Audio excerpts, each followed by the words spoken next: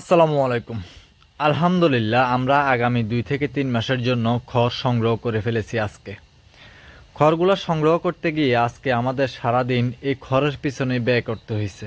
খড়গুলা আনার জন্য আমরা সকাল ৭টা বাজে শুরু করি কাজ, আর এই খড়গুলা এনে আমাদের খামারে আবার খড়ের গাদা দেওয়া, সব মিলিয়ে প্রায় বিকেল ৪টা বেজে গেছে আমাদের এই খড়ের কাজ শেষ করতে করতে। যদিও বা আমি সকাল ৭টা থেকে এই খড়ের কাজ শুরু করতে পারি নাই, যেহেতু আমি খামারের কাজ করা নিয়ে ব্যস্ত ছিলাম। আমি সকাল 10:30টার পর থেকে খড়ের কাজের সাথে যুক্ত হয়েছি।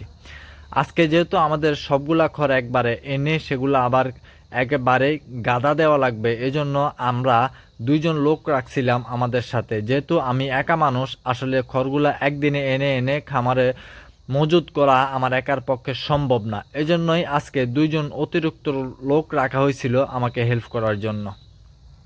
আর তাছাড়া আমি যেহেতু খামারের কাজও ব্যস্ত থাকবো, এই জন্য এই কাজগুলো আমার একার পক্ষে সম্ভব ছিল না। আমরা আজকে যে খড়গুলা এনেছি এগুলা দিয়ে আমরা আশা করতেছি সামনের 2 থেকে 3 মাস আমরা আমাদের গরুগুলাকে লালন পালন করতে পারবো, এবং আমাদের টার্গেট এই 3 মাস পর্যন্ত যদি আমরা খড়গুলা নিতে পারি, পরবর্তীতে আমাদের আর খড় লাগবে না ইনশাল্লাহ। এরপরে আমাদের আবার ঘাস চলে আসবে।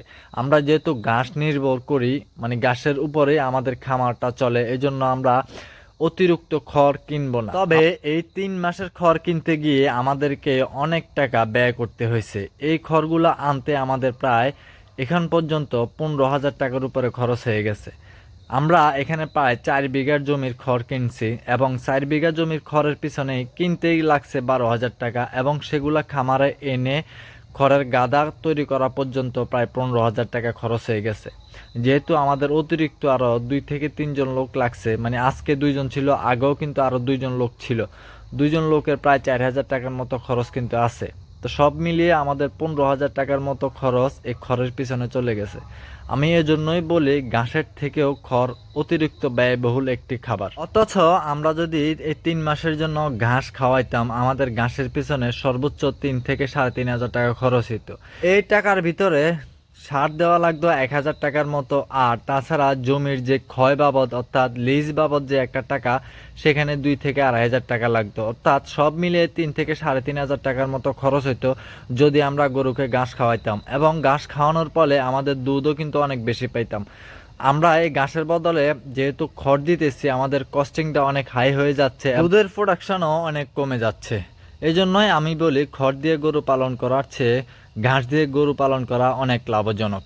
আর তাছাড়া এই খড় আনা নেওয়ার কাজও অনেক পরিশ্রম করার লাগে, যদিও বা পরিশ্রমটা আমাদের গায়ে খুব একটা লাগে না, যেহেতু আমরা সবসময় এই কাজগুলো করে থাকি, এজন্য খুব একটা সমস্যা হয় না। কিন্তু যেহেতু কস্টিংয়ের একটা ব্যাপার স্যাপার থাকে, এই জন্য খড় দিয়ে গরু পালন করার পক্ষে আমি খুব একটা আগ্রহী না।